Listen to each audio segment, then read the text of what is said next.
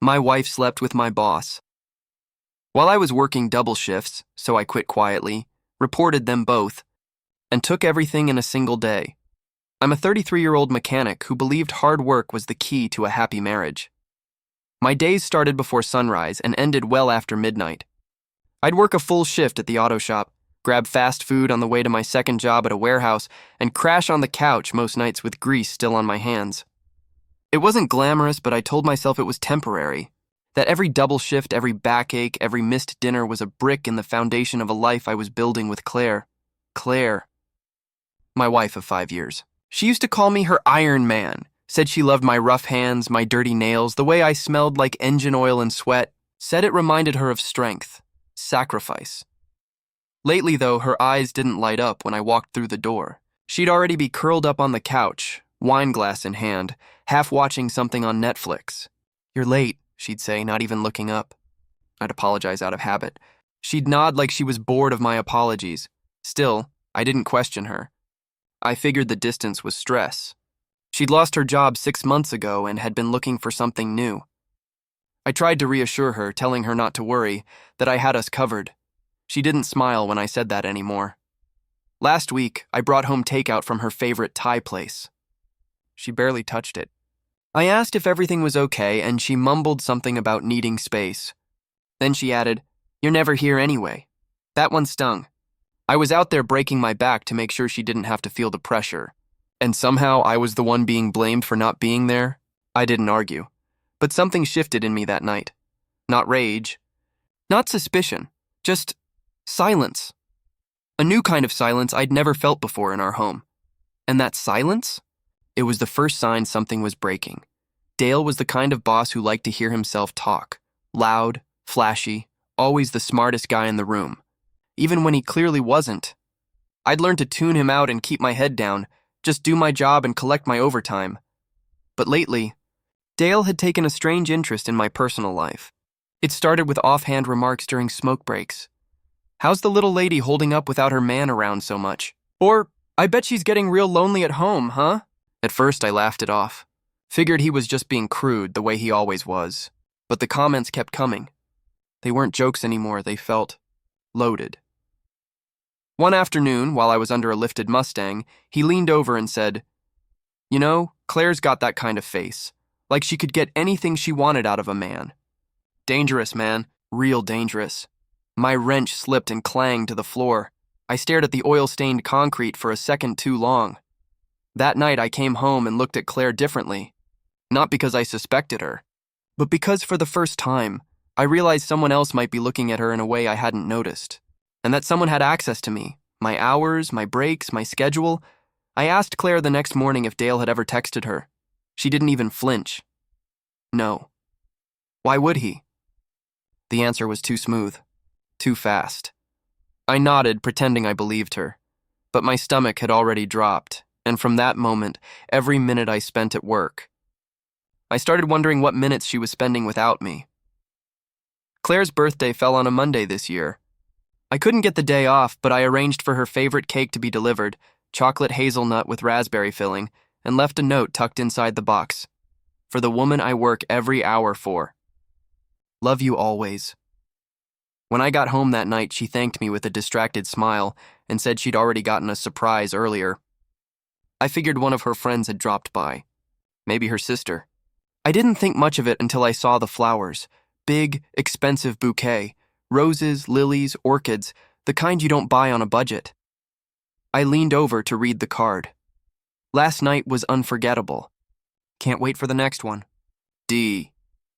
The world stopped. My chest tightened so fast I thought I was having a heart attack. I picked up the card slowly, praying the D stood for Denise, her best friend. Maybe it was some weird joke. Claire walked in, saw me holding the card, and didn't miss a beat.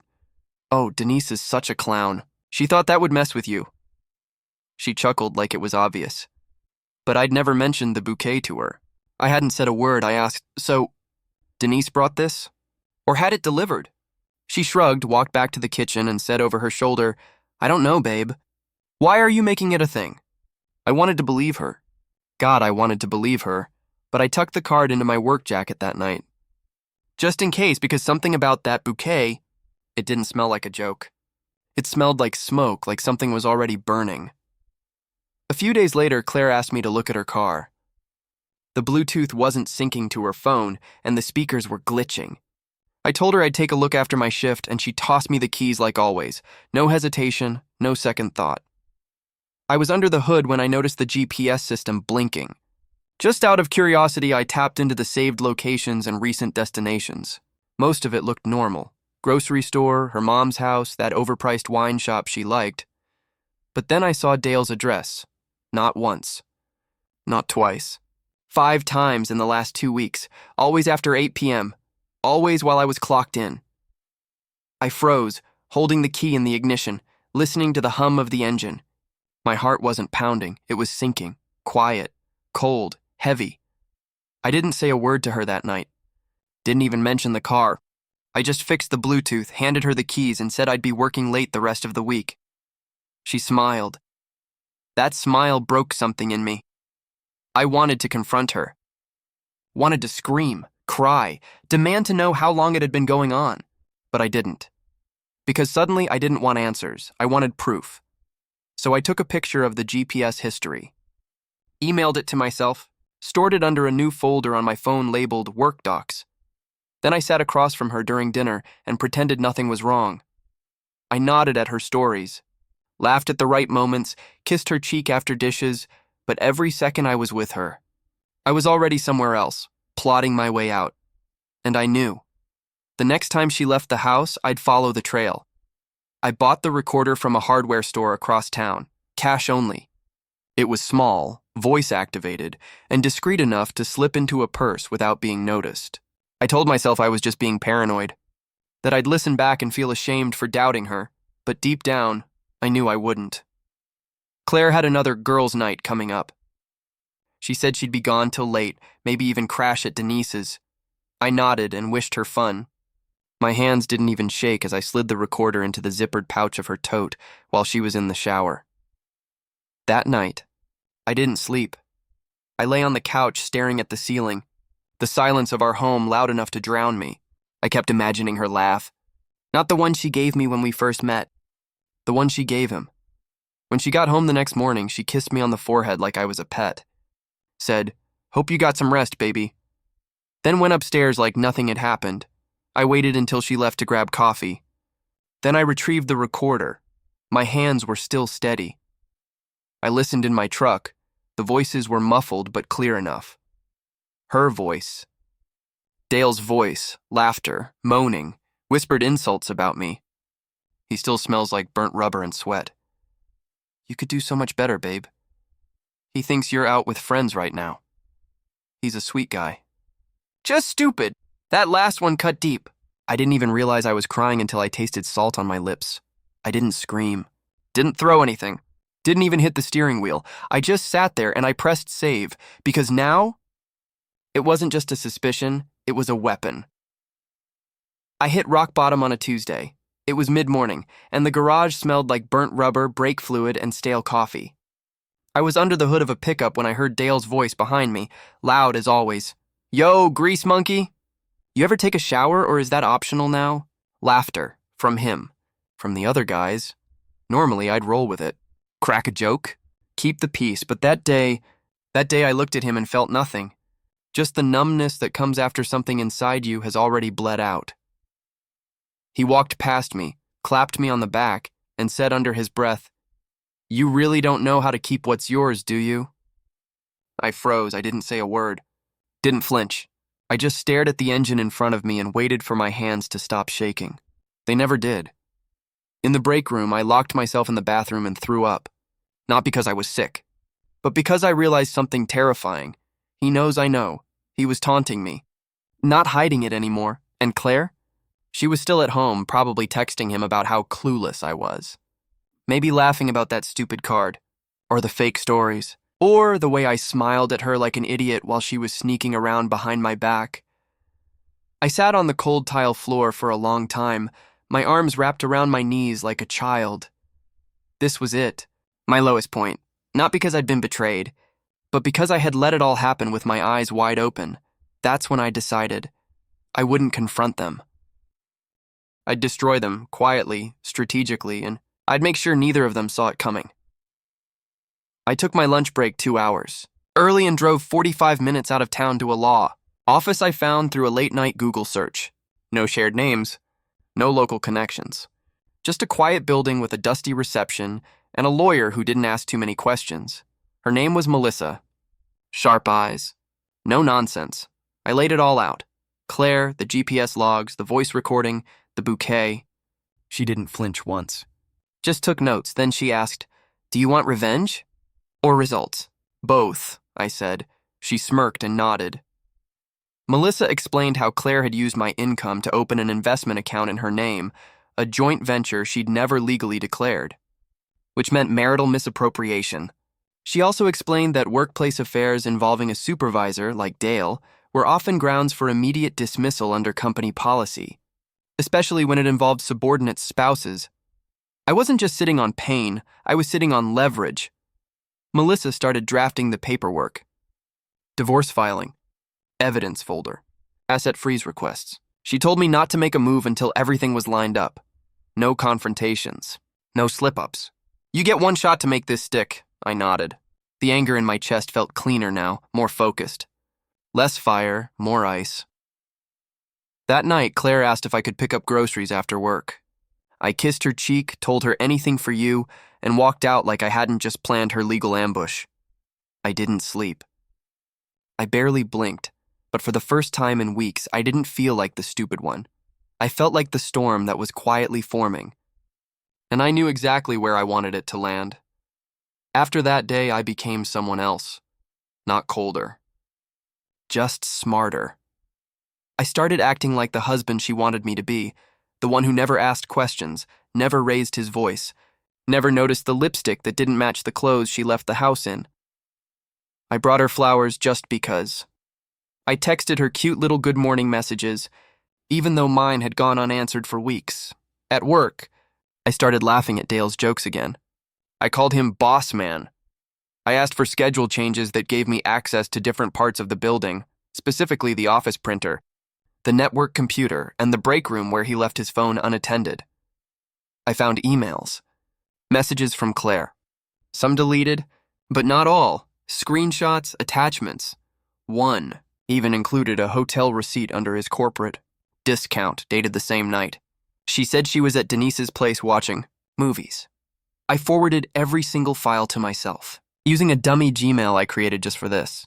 Stored it all in an encrypted folder named Tire Rotation Logs. The whole time I smiled. Claire had no idea. She started acting warmer toward me, maybe out of guilt or maybe because she thought she'd gotten away with it. Dale, he got cocky. Thought I was just a dumb, overworked husband with grease under his fingernails and no clue what was happening. I let him think that. I let both of them think that. Because the more they relaxed, the sloppier they got, and I was collecting everything: evidence, leverage, timing. The knife didn't need to be sharp, it just needed to be precise, and soon I'd be ready to cut clean. The day before it all went down, everything felt still, too still. Claire was humming in the kitchen while making coffee. She kissed me on the cheek and called me her hard-working baby. I kissed her back. Told her I loved her. She didn't know I'd already emptied our joint savings account, didn't know I'd rerouted my direct deposit to a private credit union in my name. Only didn't know that while she slept last week, I'd removed my name from every shared utility, lease, and insurance document. She thought she was safe.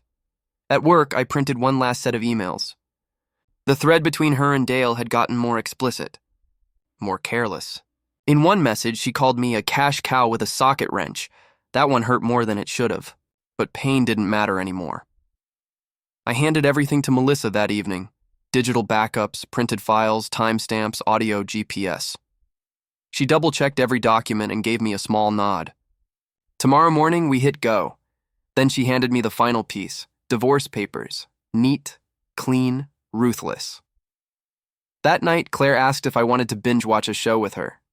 I said sure. We curled up on the couch, her head on my shoulder, and I stared at the TV, pretending to watch. Pretending not to notice how she smelled faintly of cologne I didn't wear. I ran my fingers through her hair like I used to when we were still real. When love was still real. And in my head, I said goodbye. not out of heartbreak, but because tomorrow, everything would end, and I wouldn't raise my voice, I'd just raise the curtain. I packed my toolbox like it was any other day. Same thermos, same steel-toe boots, same old hoodie. Claire was still asleep. I stood there for a second watching her. She looked peaceful. She had no idea. I arrived at the shop 15 minutes early. Dale's car was already there, parked crooked like always. I walked in, nodded to the guys, and went straight to the office. I handed my resignation letter to the HR manager, along with a sealed folder labeled Urgent Confidential. Inside was everything: the emails, screenshots, recordings, timestamps. Melissa had even highlighted the company's own policy handbook where it explicitly forbid relationships that compromised the integrity of supervision or led to hostile environments for subordinate employees. By 10 a.m., Dale was called into a closed-door meeting. By 10:30, his voice was echoing through the hallway, loud, defensive, panicked, and by 11 he was escorted out by security, fired, on the spot. I didn't stay to watch. I drove home, walked through the door, and placed the divorce papers on the kitchen counter. Claire was doing yoga in the living room. She looked up, confused. "What's this?" I didn't say a word. I just pointed to the last page, where Melissa had printed a brief transcript of the audio recording. Her face drained of color. She tried to speak, but I cut her off. "Don't! Everything's been sent to the lawyer. Check your email." Then I walked out. No shouting. No drama, just silence. The same kind of silence that always comes after something explodes, except this time, I was the one who lit the fuse. By that evening, Claire had already started damage control. She called my mom first, crying so hard she could barely speak. Said I blindsided her. That I'd been emotionally distant for months.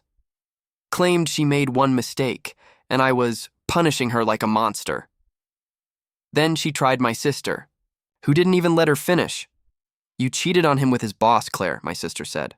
"You're lucky he didn't burn the house down." Claire's friends started texting me, some outraged, others confused, but I had already beat her to it.